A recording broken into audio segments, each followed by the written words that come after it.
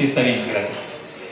Buenas noches, gracias por acompañarnos a esta mesa de reflexión que coordina Dramaturgia Mexicana. El tema es cómo conviven los modelos de producción. Entonces yo pues voy a dar una breve introducción de nuestros invitados, luego una breve introducción del tema y abriremos el diálogo. Entonces está aquí a mi izquierda, comienzo por el más cercano, Ángel Hernández, que es director de teatro, dramaturgo, y que además es el director artístico o director general del TFM, Teatro para el Fin del Mundo, un festival que se está realizando en Tampico y el cual ha podido sostenerse de manera autogestiva, y no solo eso, ha podido replicar el modelo a otras partes del mundo. Lo ha llevado a Uruguay, a Chile, a ¿dónde más, Ángel? Argentina y a Colombia. Y además Ángel también ha estado visitando otros países como Vietnam y Croacia, ¿qué fue? Camboya, la India, Japón, haciendo otro tipo de teatro e interviniendo, interviniendo teatralmente ciertas ciudades en situación de guerra, una cosa que ya nos platicará. Entonces está aquí Ángel, luego sigue Rodolfo Obregón, que es director de teatro, es ensayista, fue director del CITRU, es docente, ejerce actualmente la docencia todavía lo dejan, y es alguien muy avesado en el tema de las nuevas, en el estudio de las nuevas teatralidades. Es muy importante tener presente esto conforme al tema que vamos a tocar. Acaba de publicar un libro que se llama Sin ensayar, que por ahí lo están vendiendo, se lo recomiendo mucho, en el Milagro. Ayer lo presentó. Y finalmente, en el otro extremo de la mesa está Mariana Gándara. Mariana es dramaturga, pero en esta ocasión representa al Museo del Chopo porque ella es la coordinadora de Artes Vivas.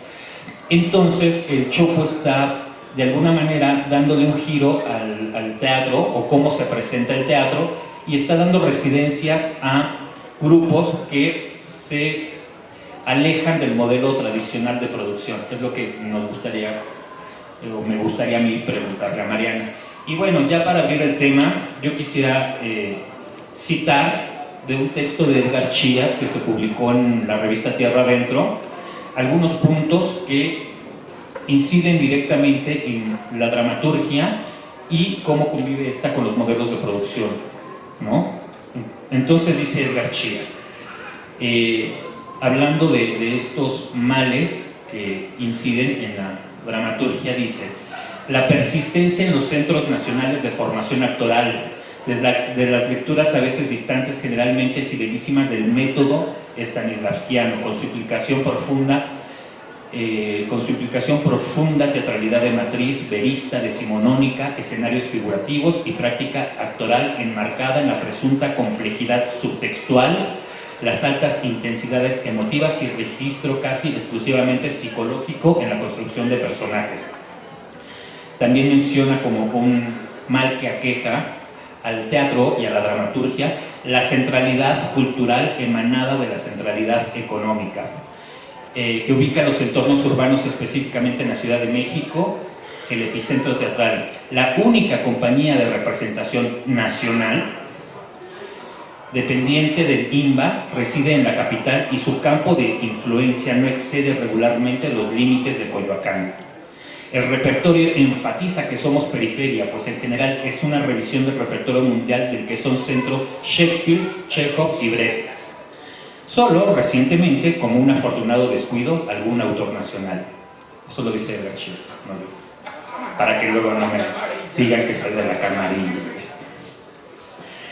La formación de numerosas generaciones de autores en el seno de talleres presididos por gurús que marcan unas coordenadas generalmente aristotélicas, hegelianas, y no salen del realismo, esto lo dice Edgar, y de la teoría de géneros, y donde ese gurú, el maestro tallerista, llámese Argüelles, llámese Carballido, llámese Leñero, definían quién era y cómo era la obra, y ellos decían cómo iba la obra desarrollándose. Otro de los puntos que toca Edgar es la ausencia de una crítica lúcida capaz de lanzar la mirada más allá del realismo. Y bueno, también dice que es una crítica de ambición nacionalista y de los presupuestos poéticos emanados de las dudosas lecturas de Aristóteles y la teoría genérica. Entonces ahí está otro de los puntos, la crítica, si es que existe.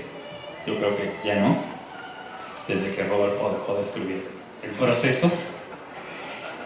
Y el último punto el que menciona Edgar es la poca investigación teatral y de procesos académicos, científicos capaces de dialogar con las creaciones actuales. Hasta hace poco toda investigación teatral estuvo dedicada a levantamientos históricos, parciales y lejanos. No concebían utilidad alguna en estudiar dramaturgia o espectáculos que no hubieran sobrevivido al menos 50 años con éxito, según las escasas y estrábicas críticas periodísticas.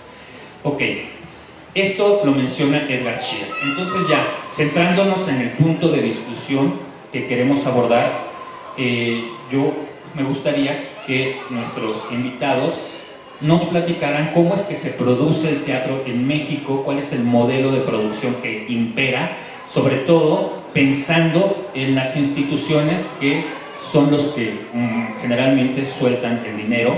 Está el otro teatro comercial que también acude a un modelo muy parecido, y ya, mejor me callo y no sé quién quiere empezar.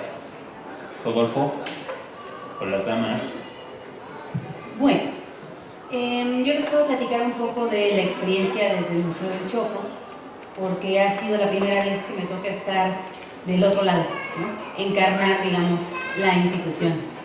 Y creo que ahí lo que nos parecía importante, porque el museo busca ser este lugar del intersticio, ¿no? Este espacio que busca la práctica heterodoxa, y que para mí todo museo de arte contemporáneo tiene que estar siempre en el margen, ¿no? Es decir, ahí es donde está pulsando la nueva tendencia, en donde se pueden encontrar los creadores emergentes, en donde uno va a confrontarse como público con experiencias que te sacan, bueno, que experiencias podemos lograr de una manera extraordinaria.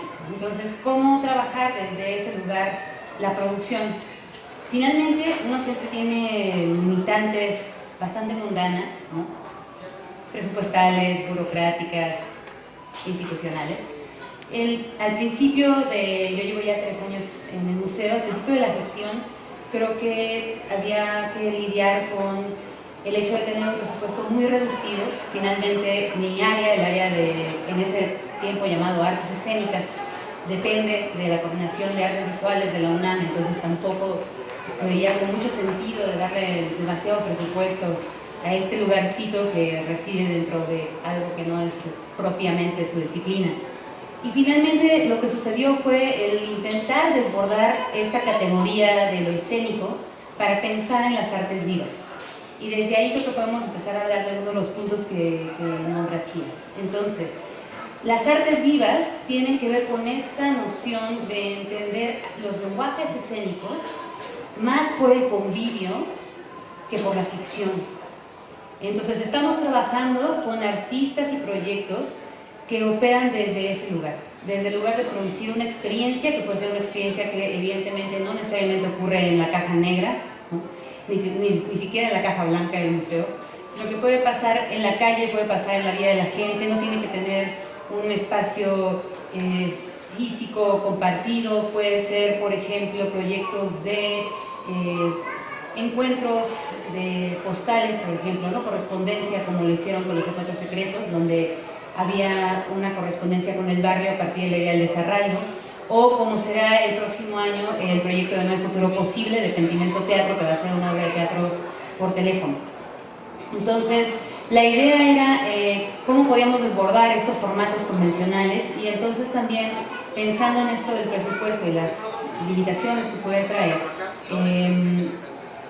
lo primordial había sido trabajar con obras que ya estuviesen producidas, ¿no? Finalmente es mucho más sencillo y más barato trabajar con algo que ya está hecho.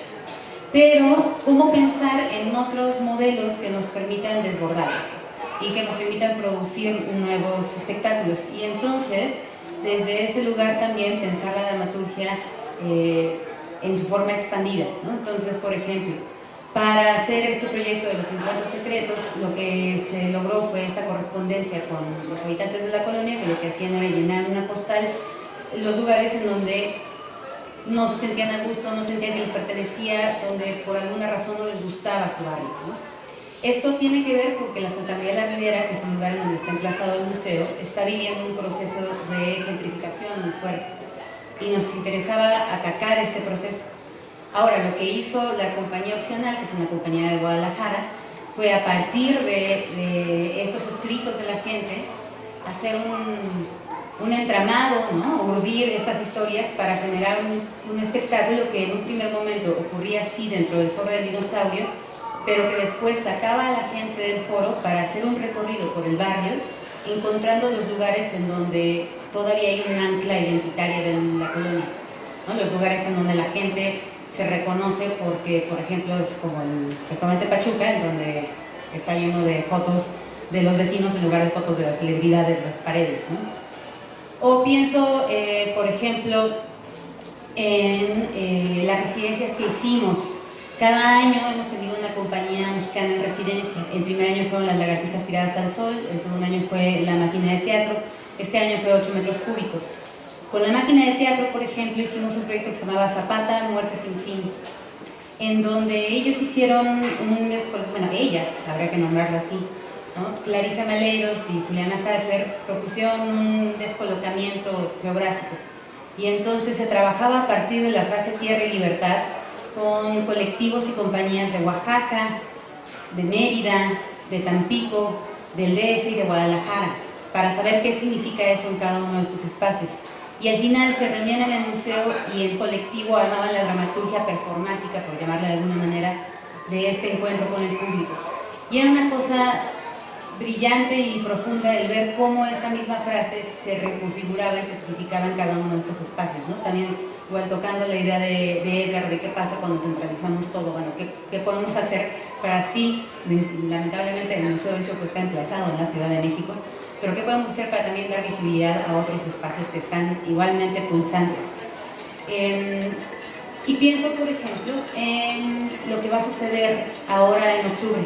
El 26 de octubre llegan Emilio García Huevi y Maricela Álvarez a generar un laboratorio de creación para una nueva pieza que se llama 65 sueños de Guattari sobre Kafka, y lo que va a suceder es que van a estar en trabajo constante con 9 performers mexicanos, ¿no? Ellos nos pidieron un cierto perfil de la gente con la que querían trabajar, músicos, actores, bailarines, y a partir de eso ellos van a estar trabajando en una especie de montaje colectivo, por llamarle de alguna manera, y desde ahí se va a trabajar también la dramaturgia de este montaje que estrenaremos el 26 de noviembre ahí en el museo. Entonces, la postura es, ¿cómo podemos desde la institución repensar las maneras en las que promovemos la producción escénica mexicana?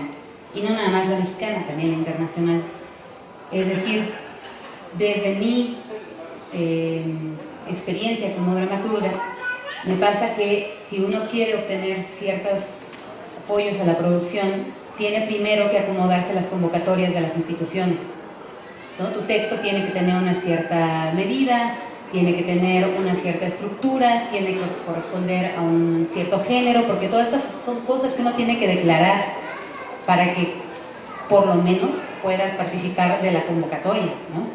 Y lo mismo pasa con los premios, que ahora ha habido una serie de polémicas al respecto, pero que es absurdo. Si a lo que puedes aspirar es a ganarte un premio cada 2 años, porque si ya te lo ganaste el año pasado no puedes volver a aplicar, pues está cabrón. O sea, estamos pensando que un dramaturgo o una dramaturga puede vivir, pongámosle que no gastaste más que 3 pesos en tu producción, pues a lo mejor con ¿qué? 80,000 pesos durante 2 años, si te fue bien, ¿no? Un premio de estos que están sabrosos. Entonces, creo que la cosa es pensar en, ¿se puede subvertir la relación que tenemos entre institución y creadores?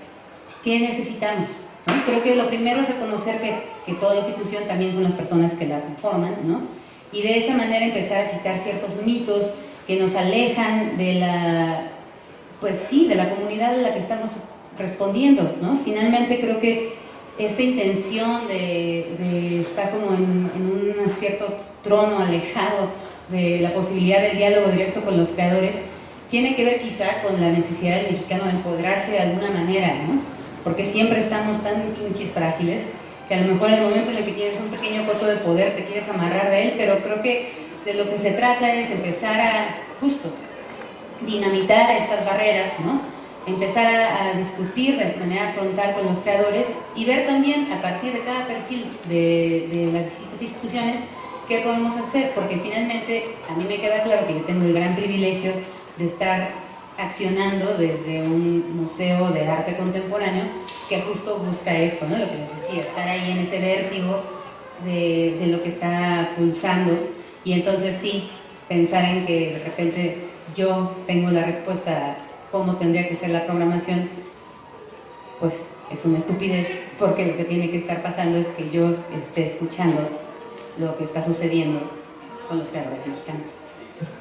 Intervengo brevemente porque creo que Mariana ha tocado un punto muy importante, que son las convocatorias institucionales, que de este modo han afianzado este modelo de producción textocentrista, porque siempre piden por delante el texto de lo que se va a presentar en los foros, en los teatros, y unas carpetotas, ¿no? Donde todos nosotros que hemos aplicado pues tenemos que volvernos doctos en el nuevo arte de hacer carpetas, ¿no? Como Lope, y entonces al mismo tiempo se activan ciertos mecanismos de legitimación, como los concursos, los certámenes literarios, el ganar espacios, ¿no? En zonas de consagración.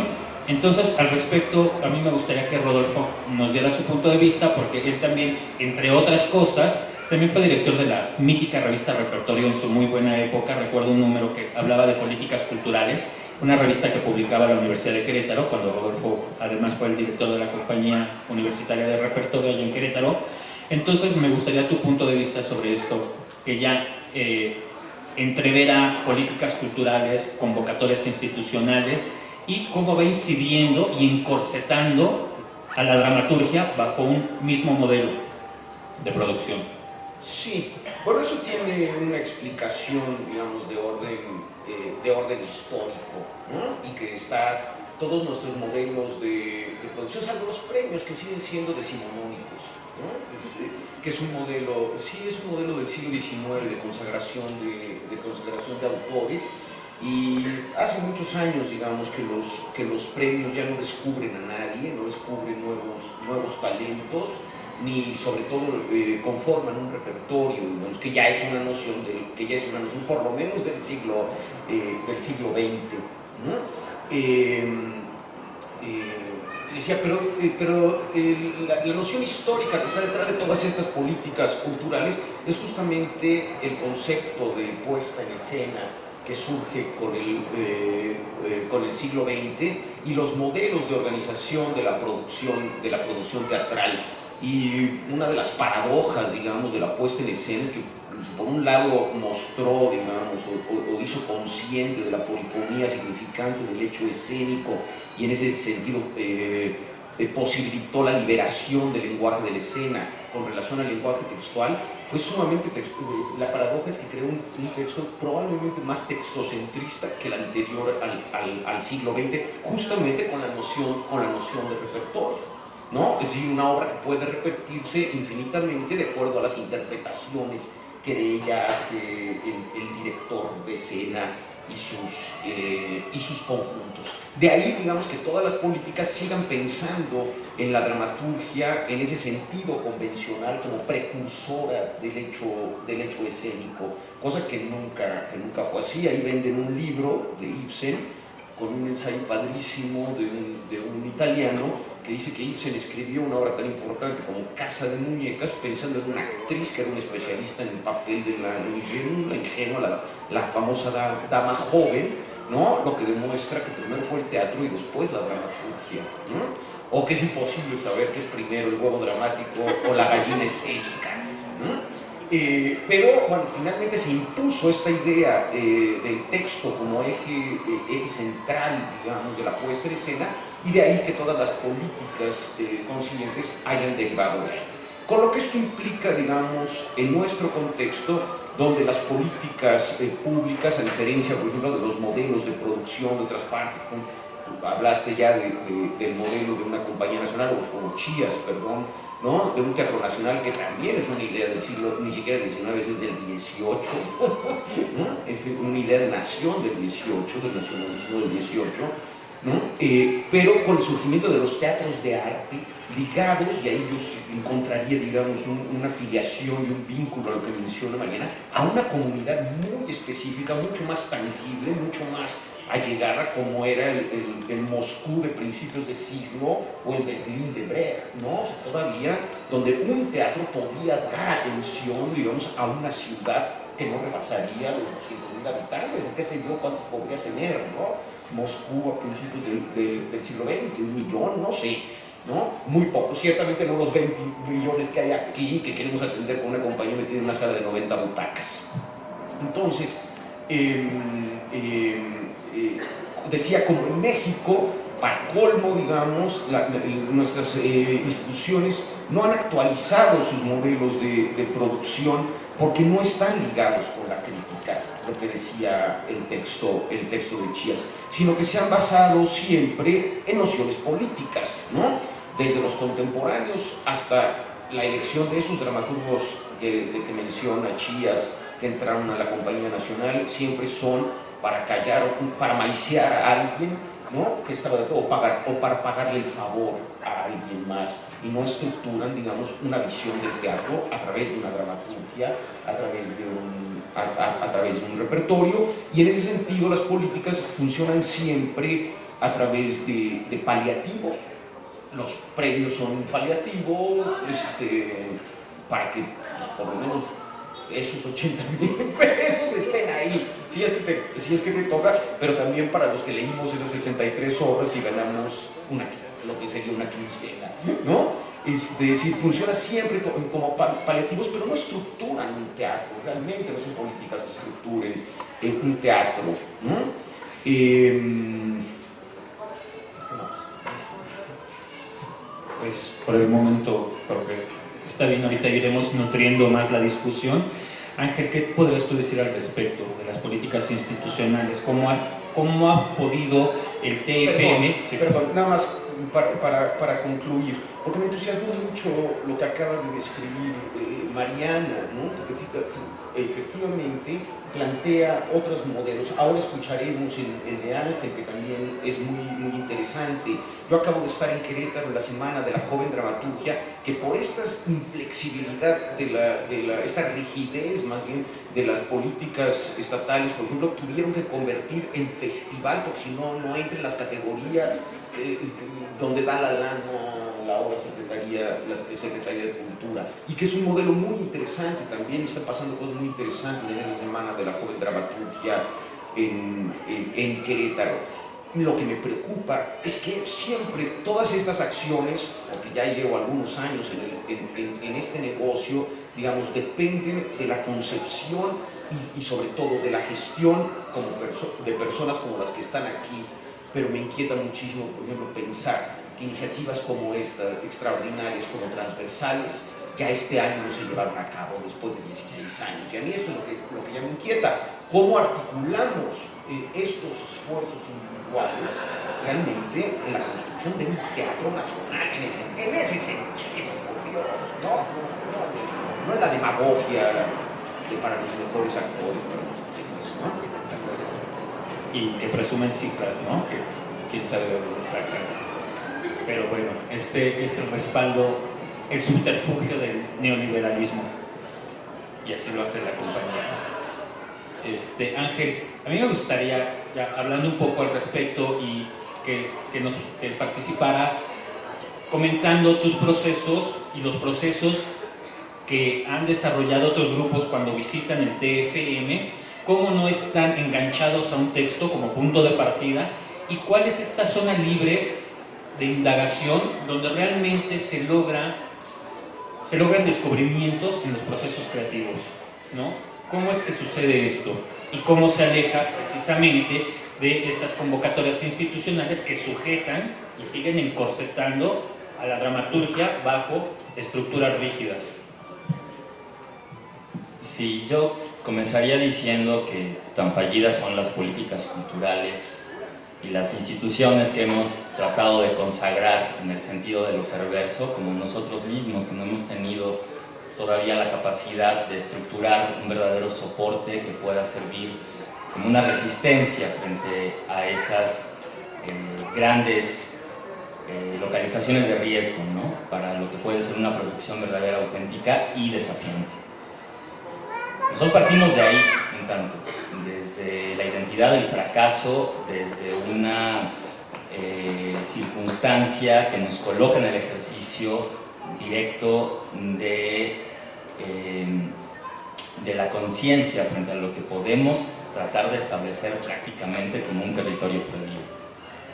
¿Cómo visualizar este tipo de movimientos que se realizan prácticamente bajo la lupa, sin posibilidades de tener acceso a estructuras mediáticas de poder, que más allá de identificar cómo es que se llevan a cabo estas luchas colectivas, se comienzan prácticamente a desgastar en su intento de poder formularse, ¿no?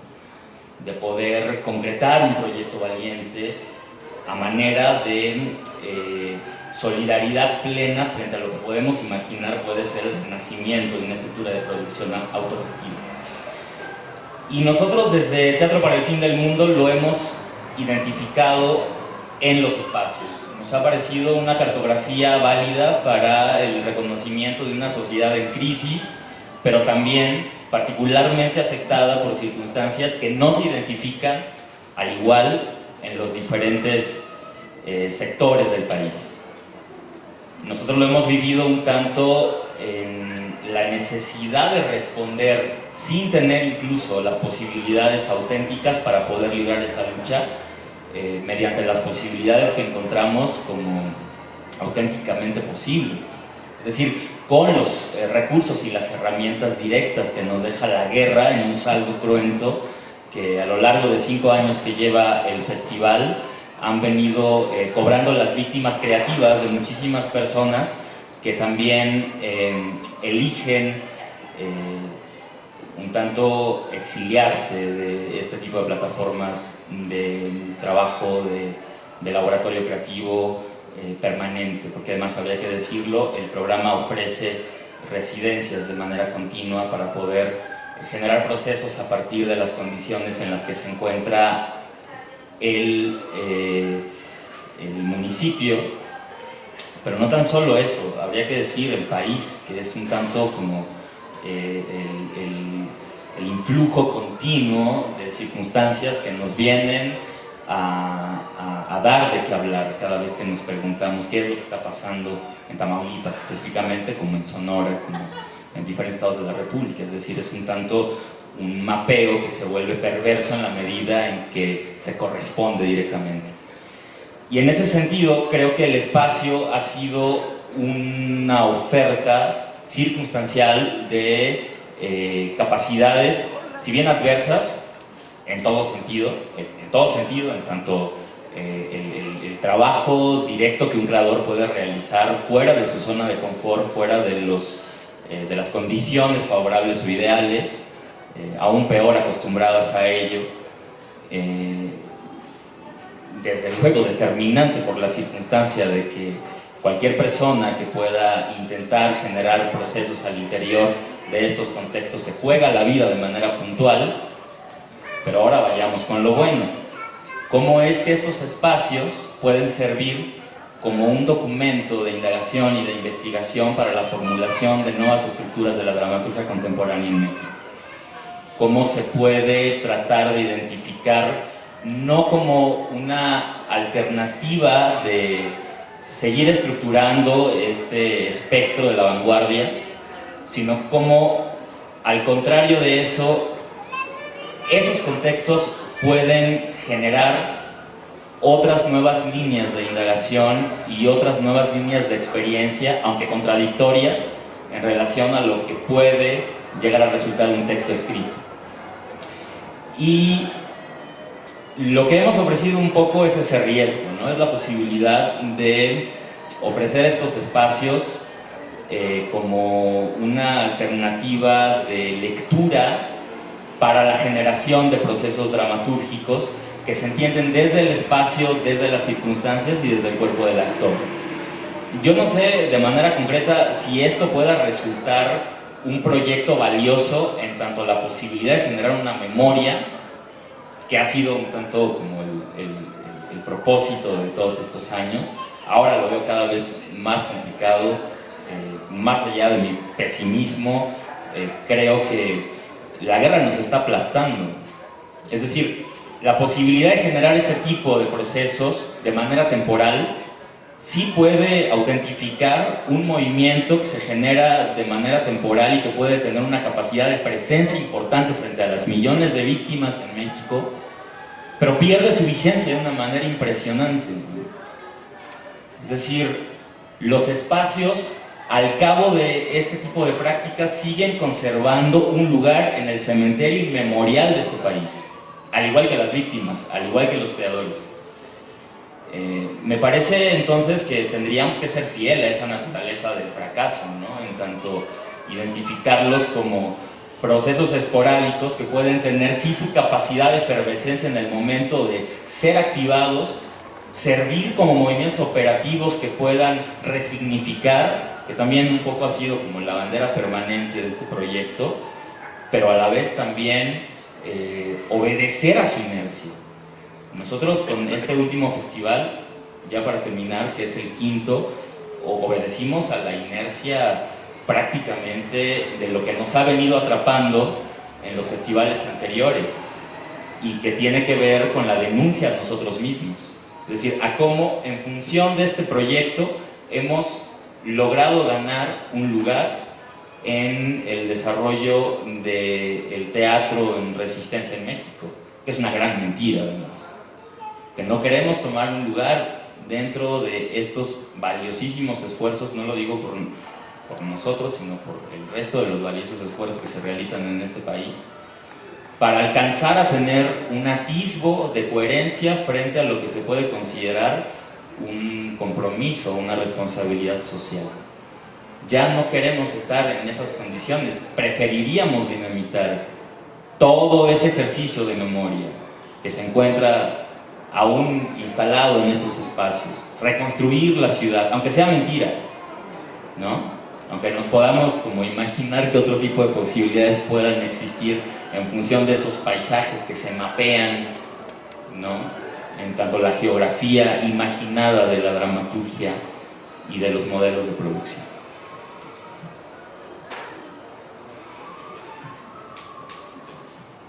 Pues pienso, me quedo girando mucho sobre esto que dices, ¿no? ¿Peleamos en contra del fracaso o obedecemos a la inercia? Y hace unos meses tuve la oportunidad de convivir con unos chicos de Bahía, en Brasil, que habían levantado un festival de la nada, ¿no? Como en estas, con esas estáminas increíbles que creo que profundamente compartes, Ángel, ¿no? Y que a mí me avasallan y me admiran y me generan una sensación de agradecimiento total. Y entonces, bueno, estos chicos habían logrado generar este festival y tenían este impulso como de salir a la calle a conseguir lo que necesitas para que esto suceda, ¿no? Entonces, si necesitaban público, iban y hablaban con la gente en la calle, las metían a las funciones y se encargaban de que eso se quedara en otra, y entonces iba subiendo exponencialmente el público del festival, que ellos podían entonces con eso justificar más y mejores presupuestos, ¿no?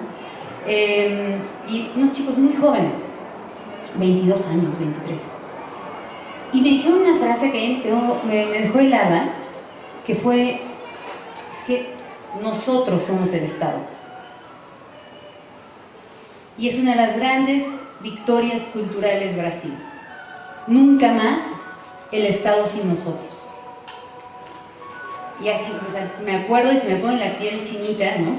porque acá el grito de batalla fue el Estado, y creo que cuesta muchísimo el poder concebir ambas cosas, ¿no? El poder concebir el nombrarnos el Estado y entonces cómo trabajar en contra de ese gobierno que no nos merece, ¿no?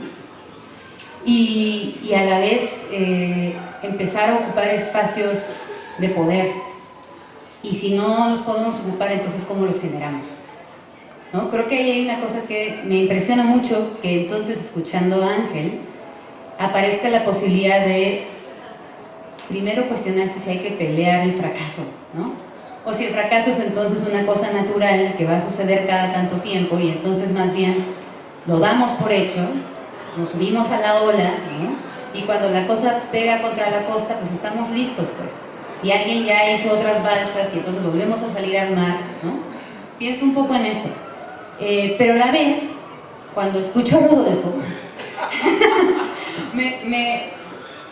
me cuestiono si no también habría maneras de que empezáramos a construir algo, ¿no?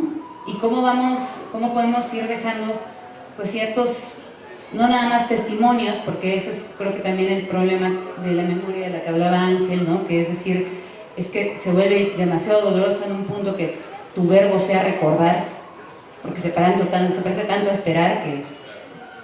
Pero entonces, ¿cómo podríamos, y si podemos, pensar en algo que vaya realmente construyendo una otra idea de teatro nacional, ¿no?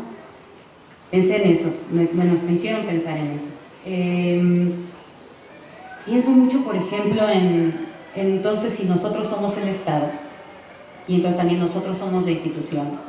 Y eso es algo que también creo que me ha tocado reflexionarlo por primera vez, les digo, desde ese otro lado, ¿no? Entonces, por ejemplo, yo creo que algo que a mí me permite hacer lo que hago es que el perfil del museo está muy claro. Y entonces, independientemente de si esté yo ahí o esté Juana la Cubana, ¿no? Esa persona tiene que responder a ese perfil. Entonces, me pregunto, ¿habría forma de renovar los perfiles de las instituciones que tenemos para que realmente respondan a lo que necesitamos, ¿no? Y la otra cosa sería, en esta ecuación en donde pensamos un poco en dejar a un lado la idea del cambio institucional desde arriba, sino cómo provocar el cambio institucional desde abajo, ¿qué papel tienen los públicos, por ejemplo? Porque una de las cosas que fue fundamental es que yo tenía la apuesta de que si generábamos una programación que retara al espectador con un nivel muy alto de calidad, la gente iba a venir y iba a volver. Y la realidad es que hemos incrementado la asistencia en un 40%.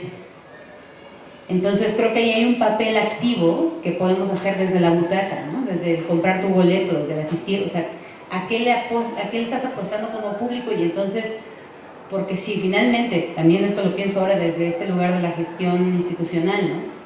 Necesitas de esos números para validar tus decisiones, tristemente, pues, habría lugares que deberían de empezar a quedarse vacíos, ¿no? Y otros que nos está faltando abarrotarlos. Y lo mismo con la crítica, y lo mismo con los teóricos, y lo mismo igual, ¿no? Con los creadores. Entonces, bueno, pienso en esas cosas y mientras pienso en otras más, pues. A ver. Yo sí quería pedirles también tocar un tema, así como Mariana dice que hay que empezar a cambiar, no desde las instituciones, sino desde las propuestas nuestras, un poco con palabras más, palabras menos. Yo también me pregunto cómo los mismos creadores se han condicionado y se han acomodado a las políticas culturales, y también cómo, sobre todo a ti, Rodolfo, que ejerces la docencia, cómo los centros de formación pueden fomentar el conocimiento de procesos autogestivos y cambiar este chip y no estar como pensando en siempre acudir a las instituciones por presupuestos, cómo fomentar otro tipo de indagaciones a nivel creativo o procesos creativos, cómo cambiar el chip, desde dónde proponer otro tipo de formación hacia los teatreros mismos, porque allí habría que empezar, ¿no? En cómo se aprende el teatro, Sí, hace unas semanas en alguna de mis clases en la UNAM hablaba yo justamente en términos históricos, realmente en el nacimiento de la puesta en escena, de este triángulo que hacen, digamos, las estéticas, las escuelas y los modelos de producción. Y decía yo, ese es nuestro triángulo de las Bermudas, ahí se pierden todos nuestros esfuerzos, ¿no? Y recientemente también en una entrevista en la revista que hacen los chavos del CUT, que por cierto no está aquí, decía yo que creo que la formación teatral en México hoy es el elemento más retardatario del teatro, ¿no?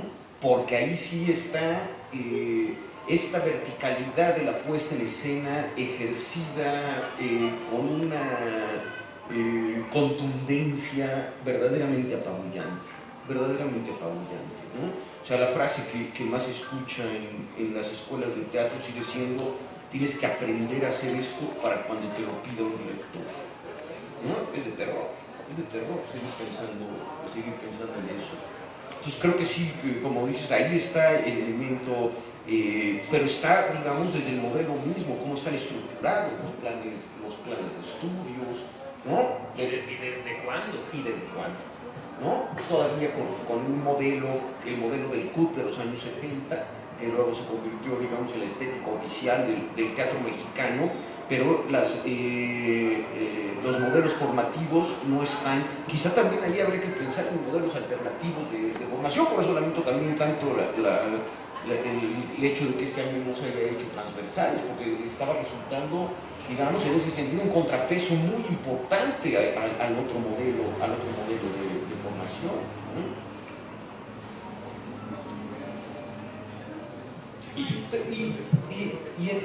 Pero nada más añadiría, respecto al texto inicial de Chías, cuando hablaba, digamos, de la investigación, yo no estaría muy de acuerdo ahora en ese sentido con lo que mencionaba Chías.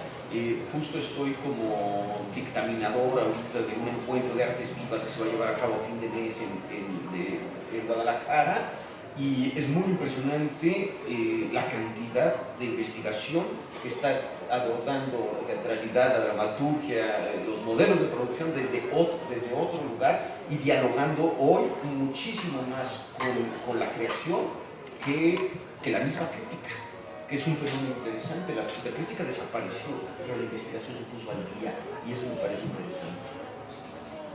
Pero también siendo tú, o más bien fuiste director del CITRU, del Centro de Investigación Teatral más importante del país, y yo no sé de cuántos años hacia acá ha venido cambiando esa óptica, porque me acuerdo tus antecesores, sí, caía en la investigación en un historicismo poco... Pero lo necesitábamos, porque no teníamos la historia del teatro de este país, ¿no? Ahora ve la cantidad, digamos, de libros, y si uno ve lo que ya está ahí, en todos estos anaqueles, digamos, es impresionante en relación a la gente que hay aquí también, ¿no?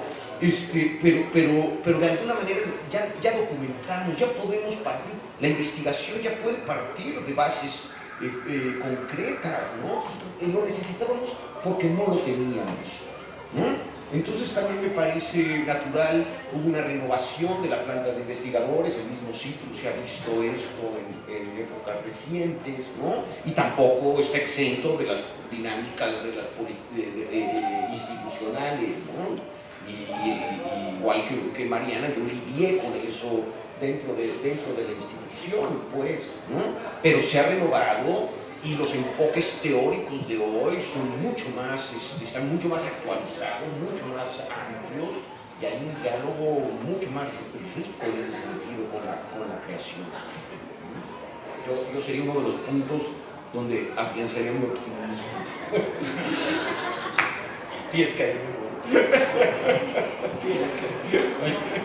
A mí me gustaría que Ángel nos ejemplificara cuál es el proceso que sigue un grupo desde que llega al TFM, porque el TFM tiene una parte donde es la exhibición de los trabajos, digamos, y donde acude el público a verlo, pero hay una parte anterior, que es, llegan los grupos antes, llegan días antes, hacen una investigación, hacen un trabajo de intervención para presentarlo finalmente en 3 o 4 días, que es lo que dura el festival. Pero, ¿qué es esa residencia que hacen, Ángela? ¿A qué se dedican? ¿Cómo es que ellos juegan sus fichas, sus cartas?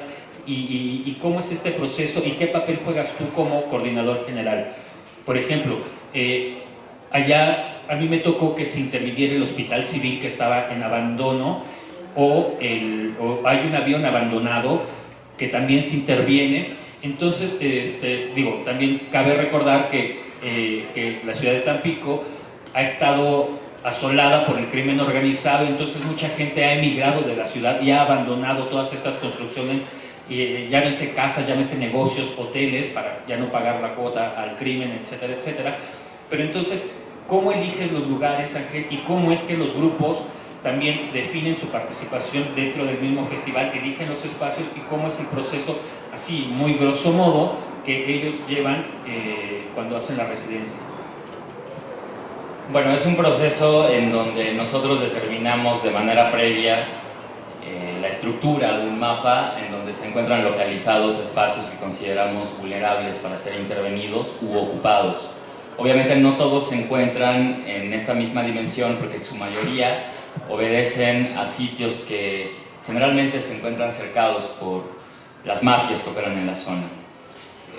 Yo siempre he dicho que esto se ha venido adoptando como parte de una naturaleza que la comunidad de cierta forma ha aceptado como parte de su vida diaria.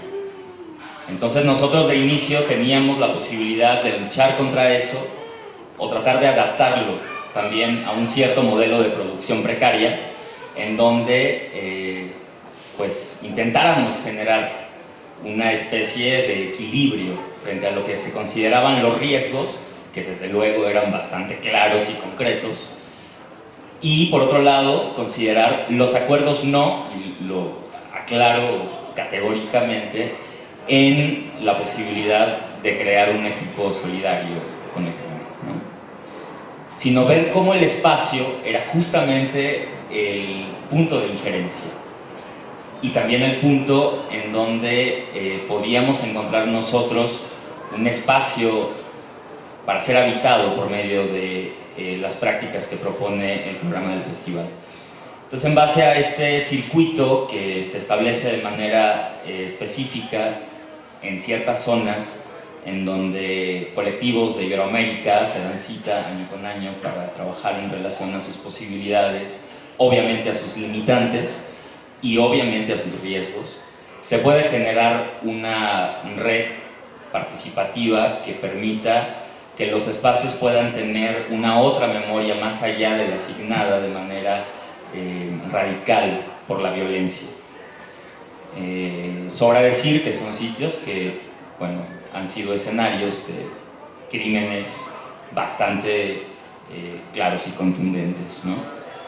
Entonces, esto ofrece hasta cierto punto la posibilidad también de generar vehículos de activación creativa frente a lo que puede ser la decisión de los participantes en tanto trabajar de manera frontal y decidida o renunciar a ello, que nos ha parecido también una opción bastante valiosa, ¿no? Nos ha pasado en ciertas ocasiones que muchos participantes deciden evitar el espacio luego de saber que el espacio está ofreciendo un riesgo permanente y continuo para los participantes de su colectivo, ¿no? Ante eso, muchos han tomado como iniciativa la bandera de la lucha, de la recuperación del sitio y de la posesión para tratar de fortalecer su proyecto, y otros han dicho específicamente, y no basados en la cobardía, que prefieren regresar a ocupar una sala del Centro Cultural del Bosque. Y lo cual nos parece bastante conveniente, porque creo que en esa plataforma no se establece un juicio de conciencia frente a las capacidades guerrilleras de los teatristas en México y Iberoamérica. Estamos tratando de establecer puntos de colindancia que permitan el equilibrio de la violencia, porque lo que nos ha venido generando tantas muertes es justamente ese desequilibrio, ¿no? Es el momento en donde crece más la violencia en relación a que más tenemos miedo. Entonces nos hemos venido tratando de identificar como los cobardes que tratan de ser los valientes frente a escenarios específicos, justo como el actor cuando sale a dar una función y después de eso sigue siendo el mismo, ¿no? Sí, como en función de este tipo de recursos, obviamente construidos de manera emergente, se puede tratar de construir una cierta resistencia que permita establecer cédulas de cooperación con otros esfuerzos en el mundo que se están operando de manera simultánea. Y particularmente creo que el carácter que establece cada uno de los espacios que se promueven en este proyecto autogestivo tiene que ver con la capacidad de la resolución, como decía Edgar, en una temporalidad prácticamente negada a la posibilidad de tener una realización concretamente escénica, ¿no? Es decir, el modelo de producción se encuentra completamente fracturado y en crisis permanente. Tienen 3 días para poder activar un proyecto de residencia en espacios sumamente complicados, con un nivel presupuestal prácticamente referido a 0, ¿no? Queremos que esa práctica nos pueda generar interrogantes, quizás no convertirse en una plataforma que pueda ser reproducida, ¿no? En el mejor de los casos es solamente un desafío, una provocación para preguntarnos cómo desde acá las cosas se pueden hacer bien, o un poco como esto, de valorar qué es lo que hemos estado teniendo que allá en el fin del mundo no tenemos, ¿no? Y en suma creo que ha sido una plataforma bastante familiarizada, con una solidaridad y una colaboración maravillosa de gente que ha estado cercana al proyecto y que ha venido tratando de hacernos comprender que necesita continuar.